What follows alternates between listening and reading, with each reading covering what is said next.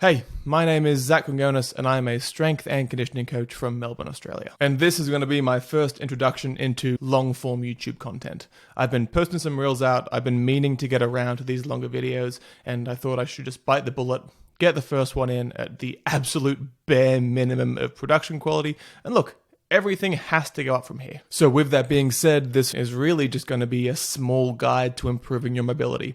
And it's something that I made a post about on Instagram and across every other social yesterday. And it's an interesting concept that yes, you need to stretch and load and do all these other things, but I think a piece that people miss is integrating unique movement options and types into their mobility training. Regardless of the level of range of motion or mobility that you currently have, the way to improving it is challenging it little by little. If you push the envelope a little bit further forward, add some load, gain some control, and gain some competence in that range, that's how you're going to make those small incremental changes. There's no real system that's going to overhaul your ability to move through space overnight. And generally, you're going to have one of two camps. You have the banded distraction and stretching crowd, or you have the just pick a constraint and load it crowd. And usually I would fit into the latter. However, after broadening my approaches, I think each of those pieces have value. So you should do general stretching. I think that some people may overstate its usefulness, but I think as a low modality tool to enter those ranges and gain some neurological understanding of where you're at in space can be super valuable. I also agree that you need to load these ranges to continue to drive actual structural change in the tissue to gain access for a long period of time to those ranges. But the piece that most of those people who argue for one of those two options kind of miss out on is, yes, you need to do both, and also entering these ranges not only in different contexts but at different speeds and with different demands on the system is going to create more of a comprehensive movement picture to what it feels like to move through those ranges. Say in the context of certain gymnastics movements, it has some unique demands for you to actually have to be relaxed, but also rigid, and understand when to move from tightness to rigidity. And there's a whole scale of being able to move from position to position of high loads without being overly stiff, which is generally what strength training is going to push.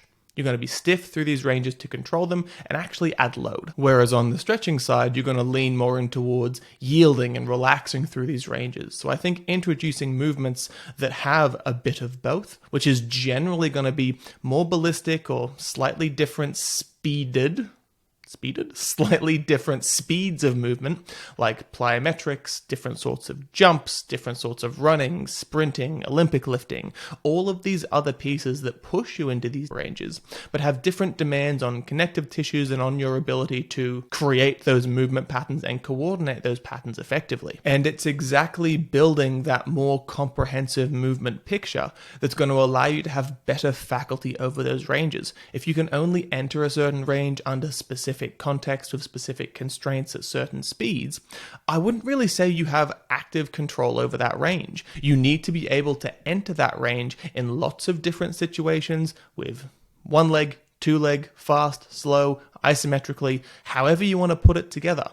You need to be able to coordinate those actions lots of different ways for you to have actual control over those positions. And to me, that's what mobility is, having full faculty over that range. So for some more actionable steps, 100%. Find a stretching routine that suits and fits your needs, whether it's morning or night.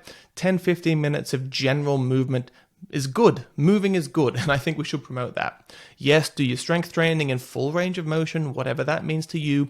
Find some constraints and movements that allow you to move through your current range of motion effectively, and then into ranges that you might not have great access to, say with heel elevations or different loading patterns, all those other bits and pieces that we're going to get into in future videos. But also, take the time to explore different types of movement. Running, jumping, throwing, things that are going to force you to move through these ranges at different speeds, which is then going to create that more comprehensive movement picture to keep that mobility and that range hanging around for longer. Anyway, that's where I'm going to round it out today, guys.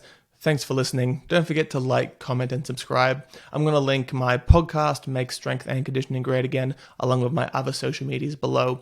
I appreciate any feedback, any support, and I'll talk to you next time.